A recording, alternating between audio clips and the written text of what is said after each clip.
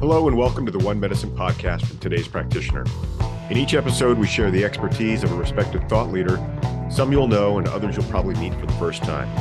We cover topics important to you, always with a focus on improving the health outcomes of the patients you treat while expanding your understanding of the many healing modalities being used today. Okay, welcome to the One Medicine podcast. I'm Rob Lutz, your host, and with me today is KP Khalsa. We'll be discussing the use of natural methods for neurological conditions. KP is an herbalist, nutritionist, yoga teacher, and educator who has been making holistic approaches palatable to the modern mind for over 50 years. He was the first person to be professionally certified in both herbalism and Ayurveda in the U.S. He is president emeritus of the American Herbalist Guild and director emeritus of the National Ayurvedic Medical Association. Thank you and welcome to the podcast, KP. I do have a couple questions that I typically like to ask before we dive into the topic, just so our listeners get a little more context and learn a little bit more about you, perhaps. And it's just a little bit more interesting that way, I think. And so these are three questions I ask most of my guests. So first is, how did you find your way to herbalism and Ayurveda? What was your path? Why that direction? Thanks for having me, Rob. Nice to be here. This goes way back to the hippie era. And people were experimenting with all sorts of new ideas, philosophies, theories, lifestyles, things like that. I was in the thick, all that. So these things just seemed fascinating to me on their face, and I began to experiment. Now, in those days, of course, a health food store had, on one shelf, a bag of wheat germ, and on the other shelf, a bottle of alfalfa pills, and that was about it. So there wasn't that much that we had available at that time, but gradually, as we began to learn, things evolved. Now, alongside of that, I have a kind of a typical wounded healer story. I was diagnosed with a terminal illness when I was age 10. It was a slow developing kind of thing. And I was told that nobody ever makes it past age 40. I went to an army of physicians. There was nothing anybody could do. They just said, don't get addicted to morphine too early because you're going to need a lot later. And when you're 10 years old, that doesn't really sink in very well, Sure. So I lived my life the best I could, although I was in more and more pain every year. But gradually then I began to experiment with these kinds of things that we're talking about, and I got some relief, and over time more and more relief. And then finally, by the time I was about 20, I was completely out of pain, and the medical tests were now all normalized, and now obviously I'm way past 40. There's no sign of the illness now. So I wasn't thinking about it for myself really at the time, because initially I was told there's nothing that can be done about it. But I think subconsciously that was a motivation. So got great results with it. And I took a yoga class one day when I was about 18 years old. It brought me a tremendous relief from the pain for about 5 minutes. And I thought, well, there's something there. There must be other things. And so that led to my interest in Ayurveda. I got to Ayurveda through yoga, but also I had been studying nutrition and herbalism, as well. And those paths all just kind of joined. Yeah, that's interesting. And if you don't mind me asking, what was the condition that you were diagnosed when you were 10? Well, it's called Scheuermann's disease, and it's a diagnosis that's not very often given in the United States. It was diagnosed by a German orthopedist who was familiar with that diagnosis. It's a gradual degeneration of the spine, basically. Oh, wow. So my vertebrae eventually look like Swiss cheese. Yeah. And the typical kind of scenario was that gradually, as those vertebrae collapse, the spinal nerves are cut. And gradually you get to the point where you have no feeling, in your body from those spinal nerves. I actually met somebody who was in the hospital in their last stages of that disease. And, a chill wind kind of blew across my forehead. Wow. That could have been me. But so who knows how correct that diagnosis really was. It was kind of obscure. But the point is, 60 years ago, they didn't have anything it could do for it anyway, so it didn't much. Yeah. So you're doing yoga now, and you're really kind of pain-free and so forth. Been pain-free for 50 years, and I still do yoga and practice a yoga or Ayurveda type lives. That's interesting. Yeah, I find that honestly, all the guests that I've had on, there's something that they happened in their life that really brought them to the path that they're on right now. And then they wanted to share that, or, how it helped them. It's that altruistic intent to help others. I think I always like that. I think I probably know the answer to this question, but I do like to ask it. So what form of medicine or school of medicine do you feel most aligned with? And maybe share 3 or 4 of the key attributes of that. Well, gosh, I'm probably most well known out there in the natural healing world as an Ayurveda guy, but that's Hmm. really mostly because I got into it so early that in any group of people, I was the only one that knew anything about it. So, I would be invited to speak at herb conferences, and they would say, Hmm. "Well, we need a token Ayurveda guy. You're it." So Yeah. I feel equally competent in all the big three, Western, Ayurveda, and Chinese medicine, and I use Hmm. them in a modern way where they're mixed. So I'm most aligned with Ayurveda probably just because that is the sister science of yoga, which is my lifestyle. And so, Hmm. so Ayurveda is a complete natural healing system, the ancient healing system of India. It's Hmm. the side of the coin of yoga. So it comes from the same roots, has the same basic theory and structure behind it. And the idea is that we want to treat physical, mental, and spiritual causes for disease and use a wide variety of techniques to manage our day-to-day life and to Hmm. get back to a state of balance where all the energies in our body are brought to neutral, basically. So you're Hmm. not too cold, not too heavy, not too light, that kind of thing, and then figure out ways to sustain that.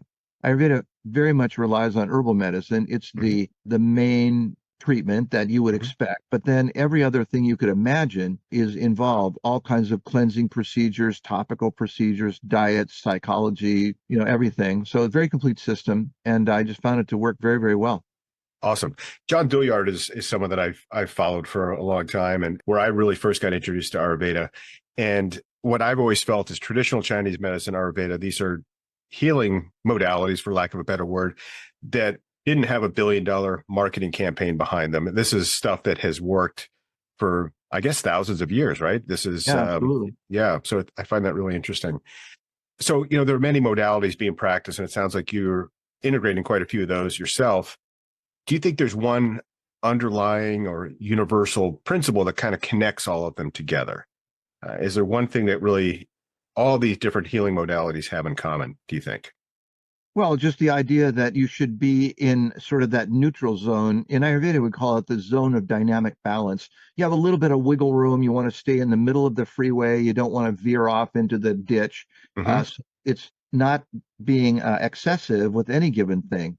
You Hmm. mentioned Chinese medicine also. Ayurveda and Chinese medicine are 90% identical. They came Yeah. from the same root.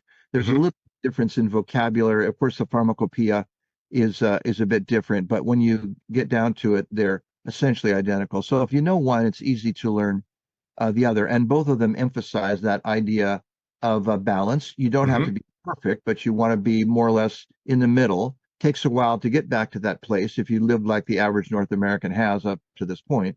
Sure.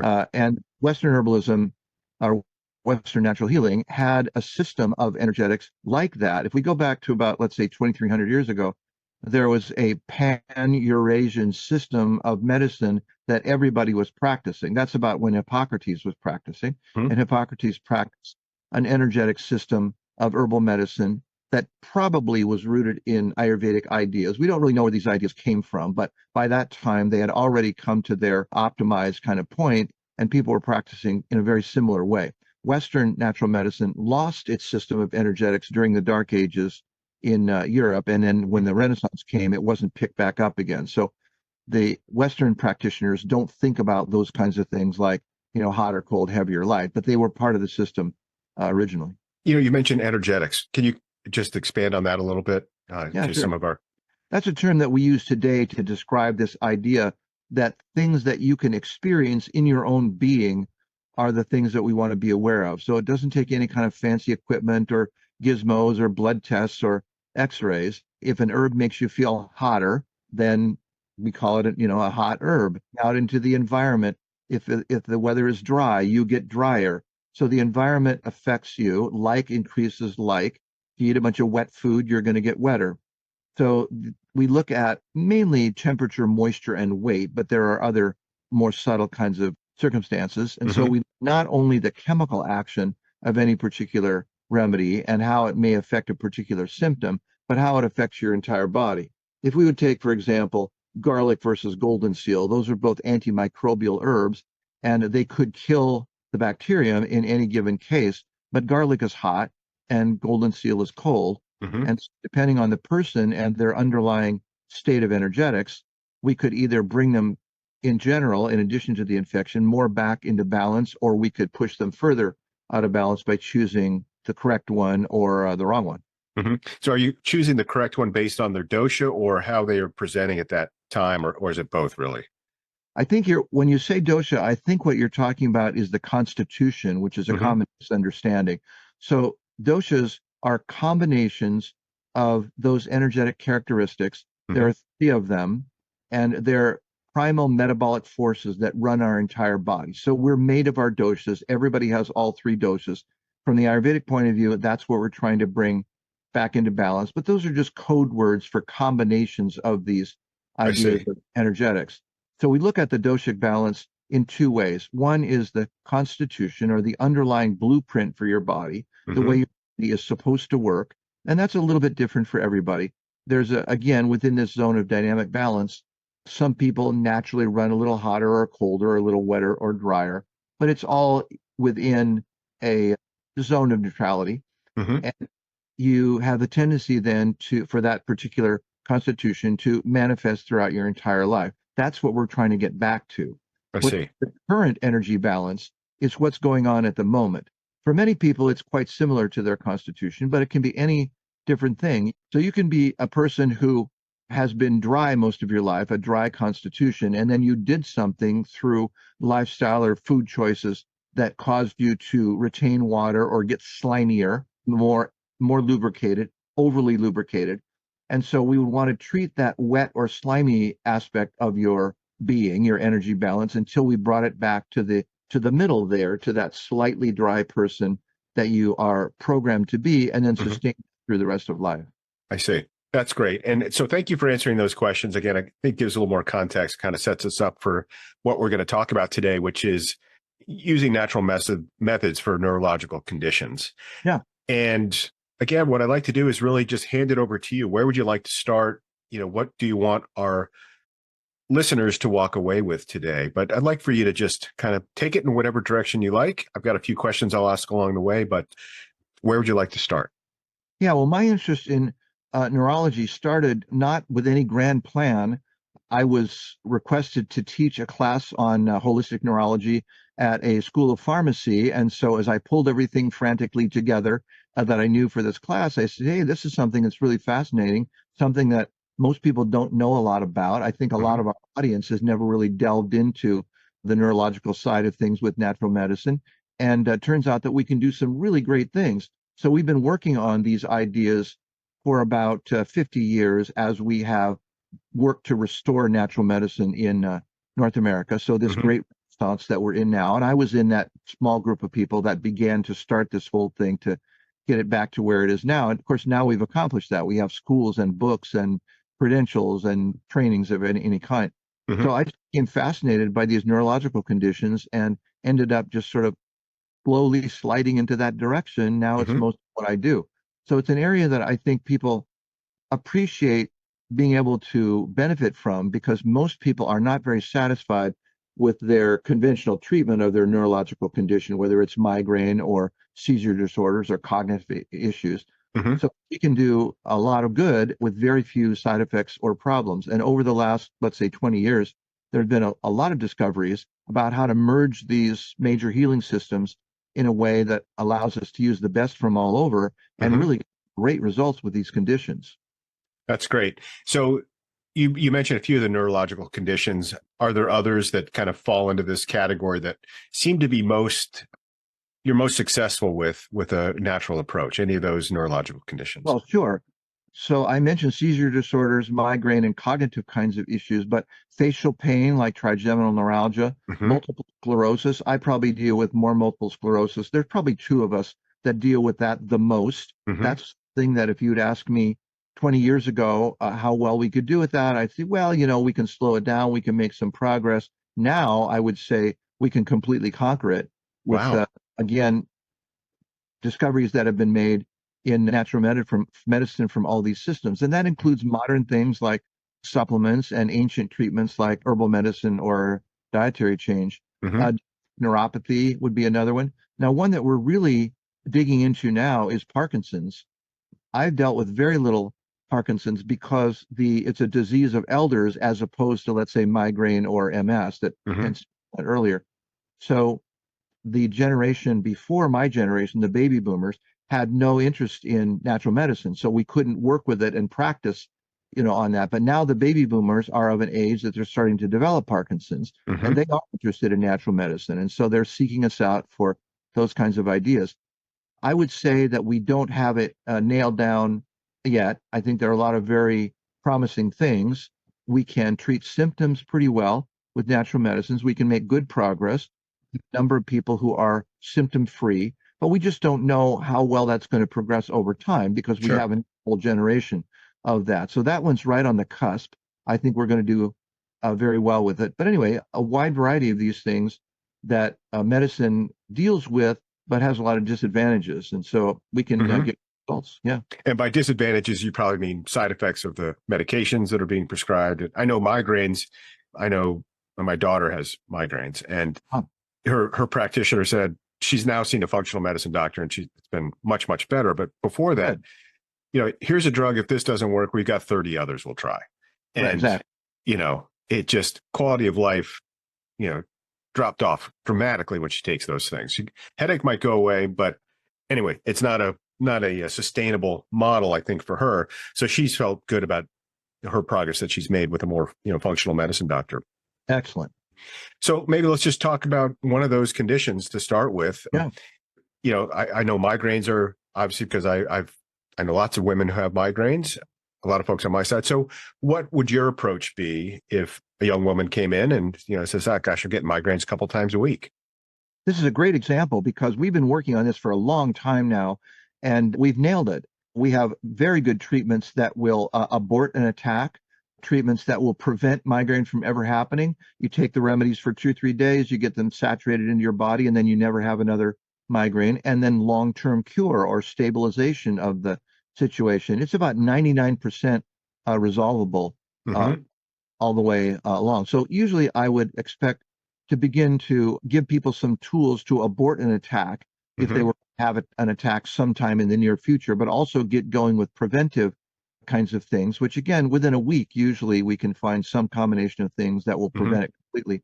And then over the long run, work on the underlying causes. And that might take a year to get everything really, regulated. Yeah. So my guess is these are not something that a patient consumer could say, oh, I read this story on some website about herbs I can take to stop my migraines. It's really probably, is it more involved with the practitioner and really understanding what's going on, and then, essentially prescribing dosages and certain botanicals to help with that migraine? Is that probably more... Yeah, usually that's the situation. The internet is just such a swamp of misinformation. Yeah. And also this idea that there are miracle cures, and if you just do this one thing that you buy from the writer of the blog or whatever, that it's going to work. Migraine is quite complicated.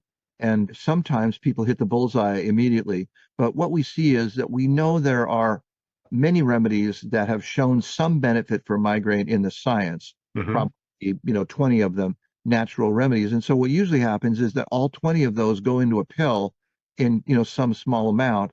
And it's kind of a bell curve formula, and it will work occasionally for some people. But for most people, there's not enough of any of those things to do the job.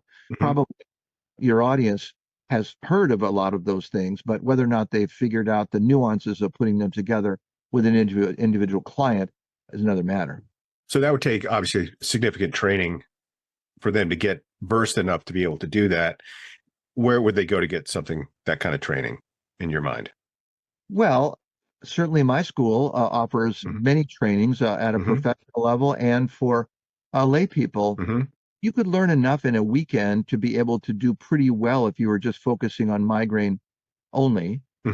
Otherwise, it's going to be thrashing around, as you said, with a bunch of possibilities. Fortunately, the natural methods don't have much in the way of side effects. So just a question of if they don't work, you can try something else. Yeah, so there's going to be all kinds of various herb schools. Naturopathic physicians would be trained to deal with this sort of thing. I teach botanical medicine in 2 naturopathic universities. And frankly, migraine is not something that's emphasized in that curriculum. And there's just so many things to deal with. in that curriculum and so many modalities to learn that often the herbal training ends up being kind of superficial. So I see. if naturopathic students don't focus on that particular modality and take other additional courses or specialize after they graduate, usually their understanding is pretty again superficial. But Yeah. that's a place where you could learn about it. Yeah. Okay. So we do have, you go ahead. We have quite a few conventional practitioners, nurse practitioners and MDs and so forth that, obviously didn't get that kind of training where they went to school. I will include a link to your school for them to look a little bit deeper if they want to learn more about how to incorporate herbal medicine into their practice. It sounds like you offer plenty of courses that would be applicable to a practitioner as well. Oh, absolutely. Yeah, great. So we touched a little bit on this, but why use natural methods? What in your opinion, why natural as opposed to just the conventional medications or approaches that are out there? Well, pretty much what you were saying was that the side effects are pretty grim for a lot of these things. And so cycling through, exactly as you said, 20 other different possibilities is really tedious for people. Sometimes they work, sometimes they don't. Often there are side effects. So there's just a general dissatisfaction with people, whereas we usually hit the bullseye pretty quickly with natural medicine, and side effects are generally not there at all with these. So it's a nice combination of results plus lack of problems. Also, some of those drugs have only been around for a very short time. We don't really know what the long term is going to be. So if a person has migraines and they're 20 years old and they're taking some drug that's going to have to last them till they're 90, now maybe we'll all have brain implants in 20 years, and it won't be an issue. But these drugs need to last a long time, and it's pretty likely that some of them are going to have significant side effects over time. The things that we're using, very unlikely. Yeah. But I think about adults who have been on ADHD drugs for years. Good example. And, how are they ever going to get themselves off of those? Right. Because they feel the effects of not being on it. And so that just seems like a really tough one, for folks. Any medication you're going to have to take for a long, long time, there's no free lunch. There's going to be a side effect, a depletion, or. Yep. Agreed.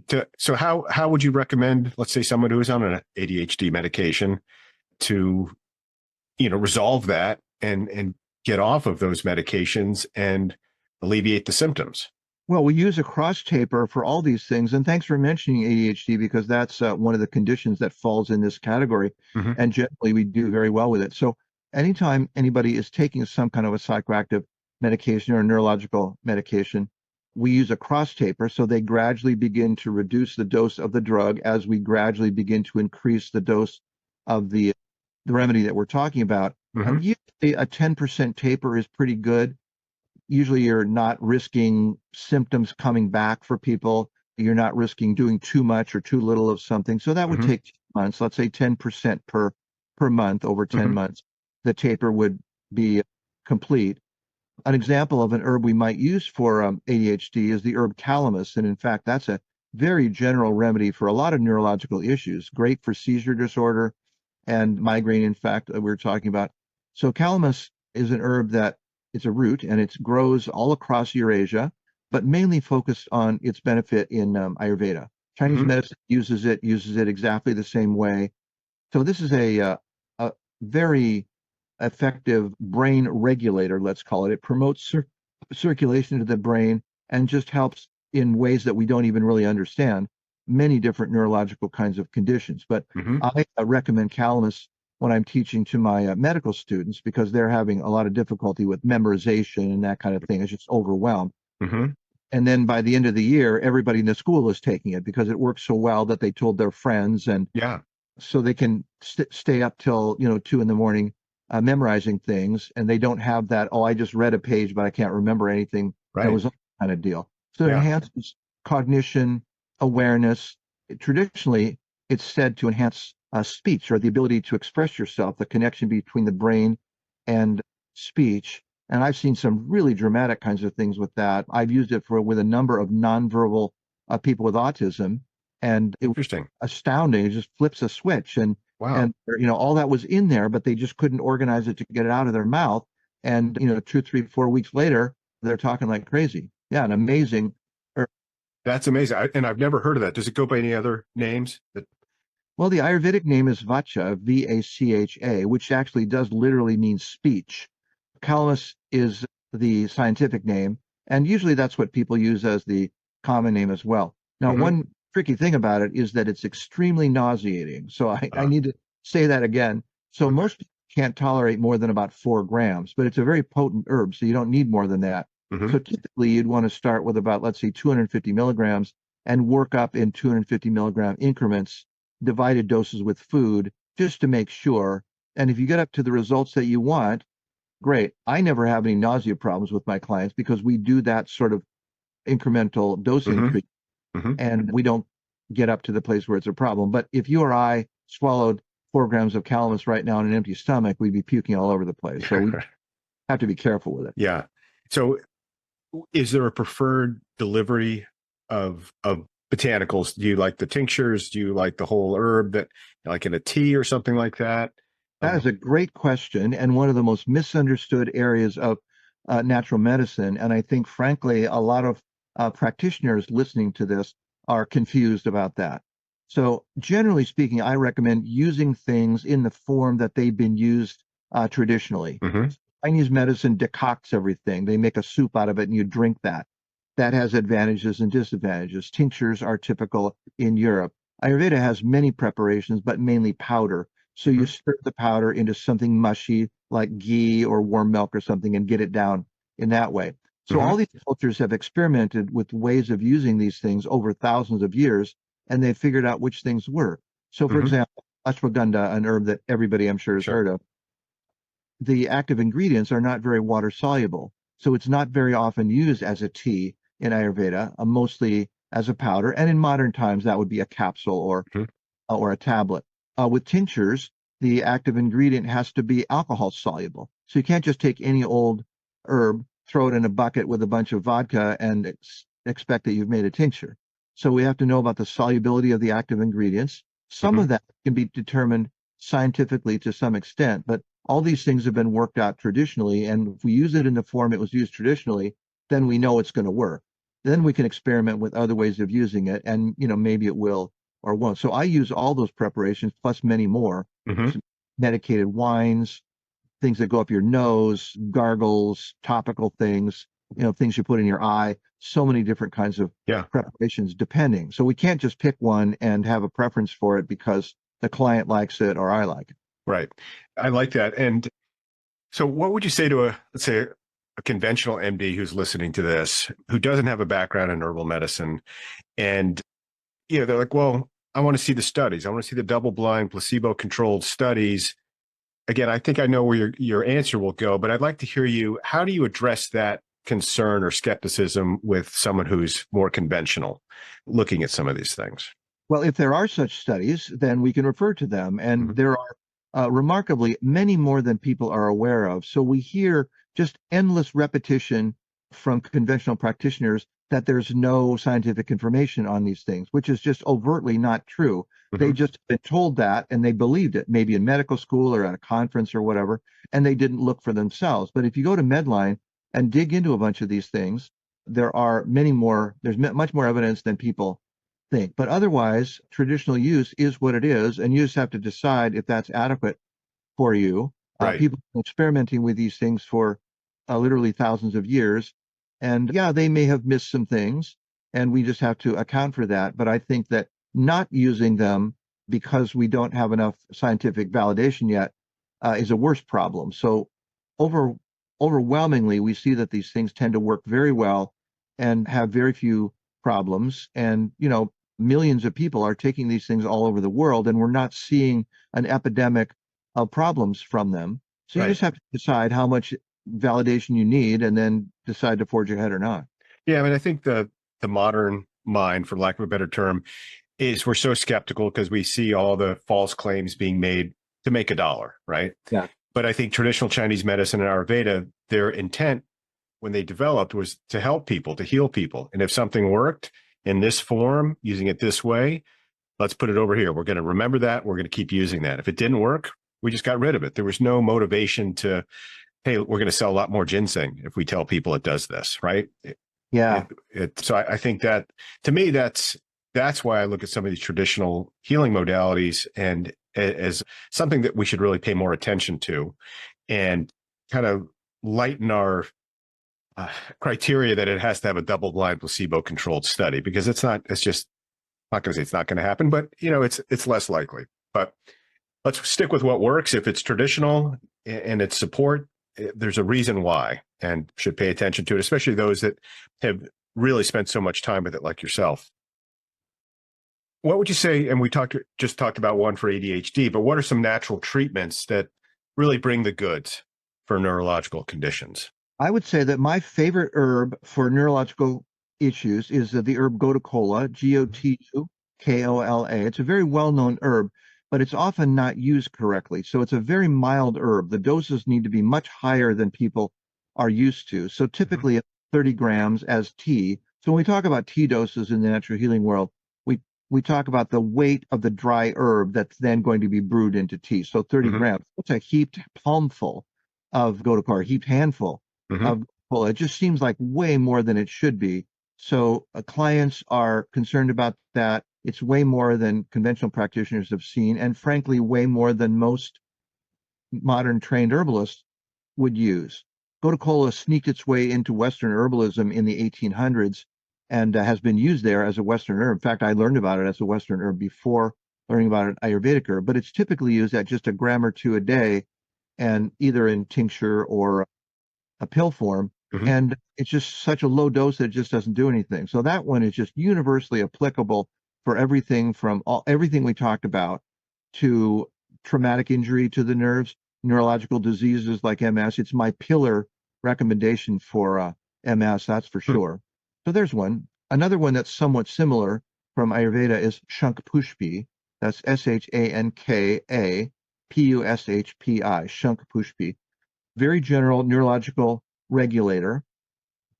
It is a little bit sedating, whereas gotukola we talked about isn't. So Shankpushpi can be used at bedtime to help you sleep, but it's widely used in India for school kids to help them with their SAT scores, that kind of thing.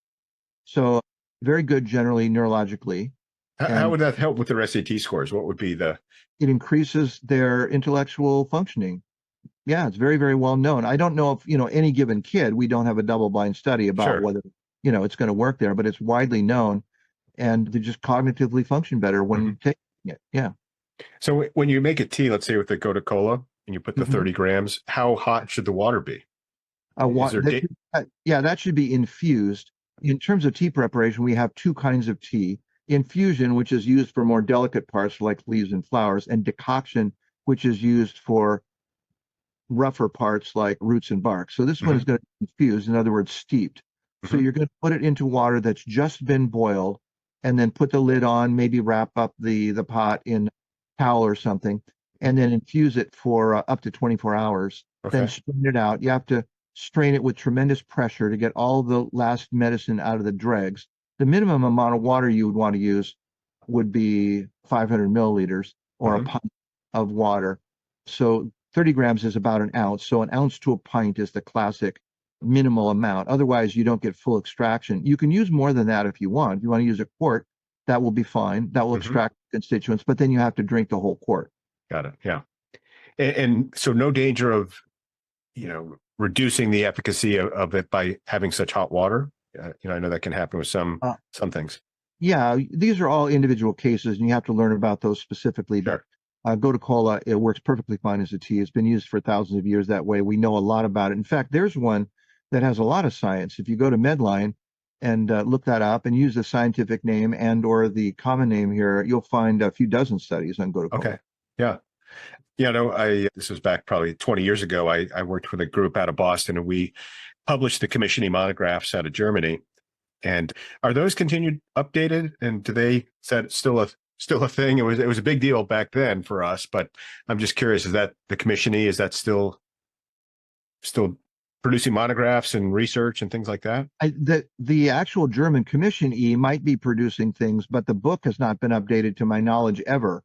Yeah. So that it's very old information. It's good information, but it's kind of irregular in its quality. The way the German government put it together was there were a lot of voices, and you end up sort of anything that's made by a committee, sort Hmm. of an issue. So you and I know a lot of people, probably Len Wineski, Mark Sure. Blumen, people that Yeah. were involved in that whole thing. Yeah. Yeah. Yeah. Great. Well, thanks. Any others that really jump out at you is, really bringing the goods, as you say, for neurological conditions? Any other botanicals, herbs? Yeah, sure. So there's an herb called guggul, which is a dried sap of a little tree from the desert, very widely used in Ayurveda for neurological conditions. You would take that as a powder. The dried sap is processed a little bit and then ground to powder. You can take it in capsules or you can swallow it, just as the powder. That has a number of attributes that lend it to neurological conditions. It's deeply detoxifying. So Hmm. we use that in that way. Ayurveda says that guggul detoxifies down to every layer of the tissues of the body. They use the analogy of it scrapes the channels. In other words, you're sort of, getting an internal car wash Hmm. from it. And it's also anti-inflammatory. Most of the studies on it are about its anti-inflammatory benefit. So we know that in modern understanding, a lot of the genesis of these conditions is in fact inflammation Yeah.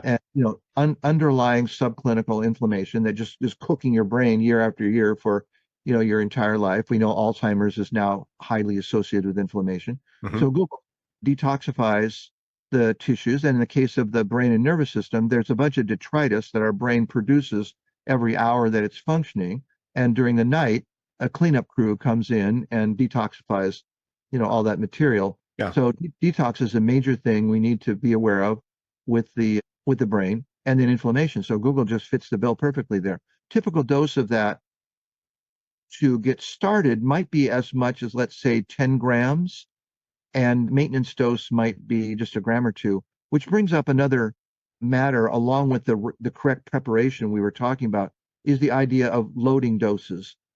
When I first started with many of my mentors, when I was 18 years old, they were 80 years old. So we were working with people who had gone to natural medical school in the beginning of the 20th century. Hmm. And those folks used loading doses like crazy. Loading doses are used in Ayurveda and Chinese medicine, especially. And that's where we use a relatively high dose initially to saturate the body until we get the signal that things are going the way we want them to go. We sustain that dose until we've solved the problem, and then we titrate down either I to see. zero or to a maintenance dose. So Hmm. something like Gotacola can be taken for a person's life as a preventive for neurological issues. Something like guggul is detoxifying. We normally don't use radical detoxifiers forever. When it's done its job, we stop taking it. Hmm. So this idea of loading doses is completely disappearing in the natural medicine world because of the internet. So we have self-styled experts that are writing blogs. They don't understand what a loading dose is. They only know about a maintenance dose. And so they will write in their blog, never take more than, X amount of herb X. Our clientele reads that. And because we know that blogs just are self-replicating and like a parrot, they Right. just getting repeated over and over, people will say, well, I looked this up on the internet and all 10 blogs that I read said never take more than, a Right. gram. That's the maintenance dose. That's not the therapeutic dose, the loading dose. So we're losing this drastically. I mean, I have trouble using loading doses because I get pushback from people that read the Yeah. 10. So Yeah. It's anyway, like, be careful where you get your information from. Yeah, that boy, should that's be an underlying message across the board here. Go to yeah. an expert who's trained in this. And yeah, that makes a lot of sense. It sounds like you've got a good list. Any others that you want to mention as far as for neurological? Oh yeah, sure. There's an oil combination called Narayan oil. That's Naryan, Narayan oil, which has about 30 different ingredients that have been infused into an oil. Most people know this because it's the main joint and muscle oil used in India. Every grandma has a bottle of Narayan oil and uses it for her, low back pain or whatever. But Hmm. it can be taken internally as well. It's completely fine to take internally, and it's very beneficial for the nervous system. It's in a base of sesame oil. It doesn't taste wonderful, but you definitely can swallow it. And so Hmm. one take, let's say, a couple teaspoons a day of Narayan oil. You could maybe stir it into a cup of tea, something like that, whatever your preference, and drink that down. So that's something that has multiple beneficial effects for the nervous system, Hmm. and something that can be used pretty casually by most people. That's great. Let's see. So another question that I want to make sure that we asked here is, what are some important points to remember about treatment approaches? Kind of a broad question, but What would you like to say Right. to that? Well, it's the right herb, the right quality, the right preparation, and the right dose. And dose by far is the most problematic area in natural medicine. Hmm. So people, if they begin to experience these kinds of things, will realize that Ayurveda and Chinese medicine are high dose systems. Hmm. The average dose in Chinese medicine is about 45 grams a day of mixed herbs, again, made into a soup that you drink. Ayurveda would be maybe somewhat less, but similar.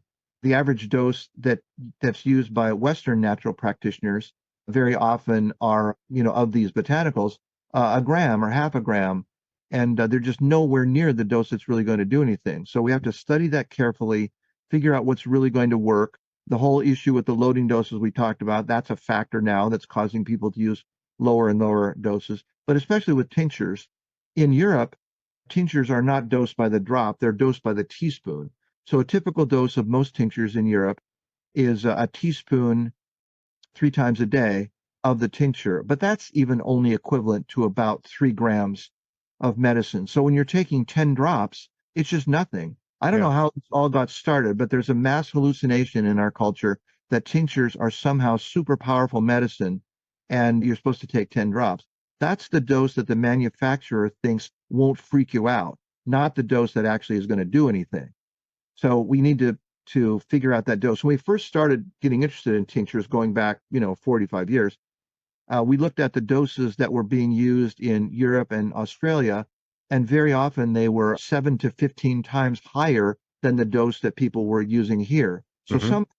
we just got stuck on this idea of selling tinctures in those 1 ounce bottles, which that's a 2-day dose in Europe. So some European herbalists say, "What's that? The sample? Why would you sell something in a Yeah. sample size?" But it's going to cost $15 because of all the other expense, bottling, labeling, labor, all that. In Europe, tinctures are dispensed by the liter. You take your prescription from the herbalist, go to the dispensary, they mix it up for you, send you home with a liter bottle of it, which makes it drastically less expensive, Right. maybe literally 20 times less expensive. So it's affordable. You can use the doses that you need. So doses across the board, the big issue that's causing failure in natural medicine. Yeah. Yeah. That's interesting. I think probably was a price point issue because thinking about the consumer going into the health food store and, a small bottle is still fairly expensive. But if they were told that's a 2-day dose and you really need to take this for 30 days or whatever it might be. I do remember getting a large bottle of the Echinacea Golden Seal from Zand. And yeah, I took a lot of it when I felt like I was coming down with a cold and it Good. worked. Yeah, But absolutely. anything else that you want listeners to be remembering or thinking about, as far as this kind of a treatment approach? Nothing in particular, but just to remind everybody that neurological disorders now, we worked on them for a long time, and especially if we use this idea of what I call global herbalism, the best from all over. I'm not locked into any of these systems or approaches. I'm a mixer, and Hmm. now we have access to all these things, and we know how well they can work. So feel free to get involved with using these things for these otherwise very challenging things to treat. So if you want your patient to be seizure free, investigate the possibility and realize that many of these things we can not only abort the condition, seizures probably we can abort those sort of minimally. There are a few things that might work, but mainly that's going to be prevention, but then ultimately cure. So getting serious about these things, investigating them, figuring out the right herb, the right preparation, the right dose, going to bring great results. That's great. I think so. That's kind of the pearl, I think, from today's episode is dig deeper, do your research. I think everyone wants to improve the health outcomes of their patients. And now there's so much good information out there of all these traditional approaches that have limited side effects, have worked for thousands of years. Find a good resource like your school to learn more about these things. So what we'll do in the show notes, we mentioned a number of different herbs. We mentioned your school. I'll make sure that we provide some links for the listener Okay. when they come to the show notes so they can dig a little deeper on these things. And yeah, so this was great. I really appreciate you coming on. This was, a great topic. We cover botanical medicine frequently on Today's Practitioner, and there's a lot of interest in it. And I think a lot of interest in learning more. So I think that's a good theme here. But thank you so much for coming on today. I really enjoyed it, and I know my audience will as well. My pleasure. Nice to meet you virtually. Thank you. Thanks for listening to the One Medicine podcast. I hope you found today's episode interesting and came away with a few insights you can apply to your practice. If you're looking for the show notes, they can be found in the link below. If you want to go deeper on this topic or anything else, please visit todayspractitioner.com and consider registering for our weekly newsletter as well. Thanks again, and I hope you'll join us next time.